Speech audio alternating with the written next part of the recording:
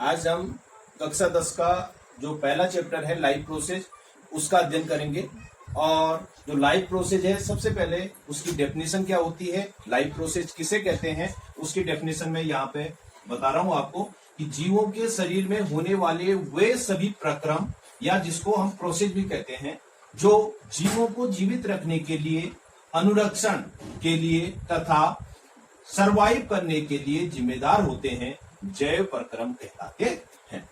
कि जीवों के शरीर में होने वाले वे सभी प्रोसेस, चाहे वो प्रोसेस जो है जैसे हमारे शरीर के अंदर पोषण हम कर रहे हैं तो उससे हमारे शरीर में जो है वो क्या होते हैं, प्रक्रम जिसको हम कहते हैं, चाहे उत्सर्जन हो, चाहे वहन तंत्र यानी ट्रांसपोर्टेशन हो, तो ये सारी चीजें पोषण, श्वसन, उत्सर्जन, वहन ये इसके अंतर्गत आते हैं। तो सबसे पहले यहाँ पे कि जीवों के शरीर में होने वाले वे सभी प्रक्रम जो जीवों को जीवित रखने के लिए, अनुरक्षण यानी मेंटेनेंस के लिए, उनको जीवित रख के साथ साथ उनको उसी अवस्था में आगे बनाए रखने के लिए, ठीक है, तथा सरवाइव करने के लिए, आगे सरवाइव करने के लिए जो जिम्मेदार होते हैं वे सारे प्रक्रम जो है क्या कहलाते हैं, जैव प्रक्रम कहलाते हैं। अब जैव प्रक्रम के अंतर्गत जो है वो कौन कौन सी चीजें आती हैं, सबसे पहली चीज है उसके अंतर्गत जो न्यूट्रिशन है या पोषण। जैव प्रक्रम के अंतर्गत पहली चीज क्या आती है, पोषण।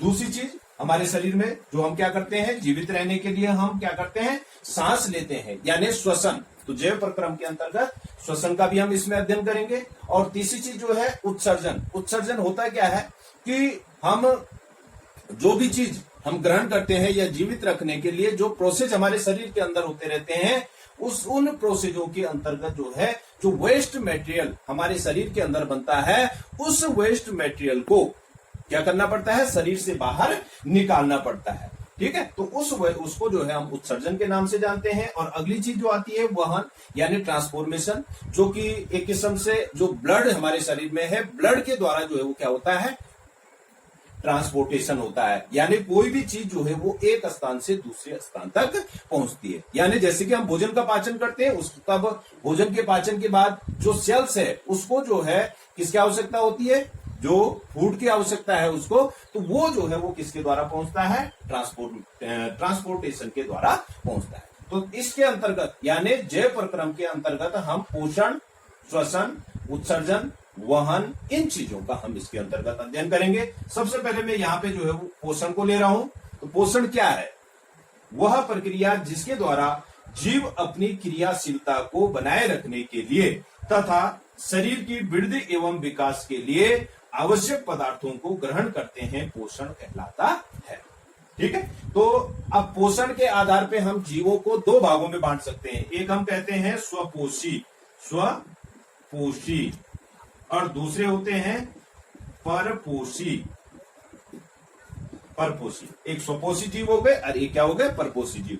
तो स्वपोषी जीव के अंतर्गत कौन से जीव आएंगे, स्वपोषी जीव के अंतर्गत आएंगे जो अपना भोजन जो है वो स्वयं प्रिपेयर करते हैं, स्वयं तैयार कर सकते हैं। इसके अंतर्गत जो है वो कौन आते हैं, पेड़ पौधे जो है इसके अंतर्गत आते हैं।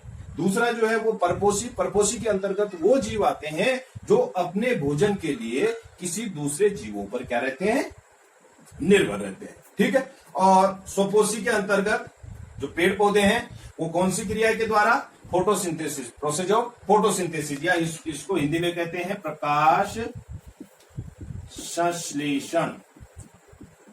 प्रकाश संश्लेषण की क्रिया के द्वारा जो है वो क्या करते हैं, अपने भोजन का निर्माण करते हैं। यानी कि इसकी प्रकाश संश्लेषण की मैं यहाँ पे जो समीकरण है उसको लिख देता हूं, CO2 प्लस H2O।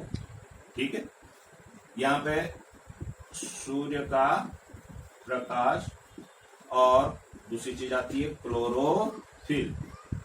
इसकी उपस्थिति में पेड़ पौधे जो है किसका निर्माण करते हैं, ग्लूकोज C6H12O6 प्लस O2 इसका निर्माण करते हैं। ग्लूकोज का निर्माण होता है और ऑक्सीजन गैस जो है वो क्या होती है, बाहर निकलती है। ठीक है, तो ये जो है वो क्या हो गया, प्रकाश संश्लेषण की समीकरण हो गई कि जो वायुमंडल में कार्बन डाइऑक्साइड होती है उसको लेते हैं, H2O यानी पानी, और इनके द्वारा जो है वो किसका निर्माण करते हैं, C6H12O6 का निर्माण करते हैं, और ऑक्सीजन गैस जो है वो क्या करते हैं, बाहर छोड़ते हैं। तो ये जो है वो क्या हो गया, स्वपोषी पोषण के अंतर्गत आता है। अब आता है परपोषी पोषण। तो परपोषी पोषण जो है वो कई प्रकार से होता है। परपोषी पोषण के अंतर्गत जो जैसे 3 प्रकार का पोषण इसके अंतर्गत आता है। एक होता है मृतोपजीवी, एक होता है परजीवी और एक होता है होलोजोइक न्यूट्रिशन जिसको हम कहते हैं। 3 प्रकार का पोषण इसके अंतर्गत आता है। ये सारी चीजें मैंने आपको जो जब मैंने पहले काम आपके लिए जो भेजा मैंने, उसमें जो है वो सारी चीजें मैंने डिटेल में आपके लिए भेजी है। तो आप उनको भी देखते रहो, उसके साथ साथ आप उन चीजों को देखो।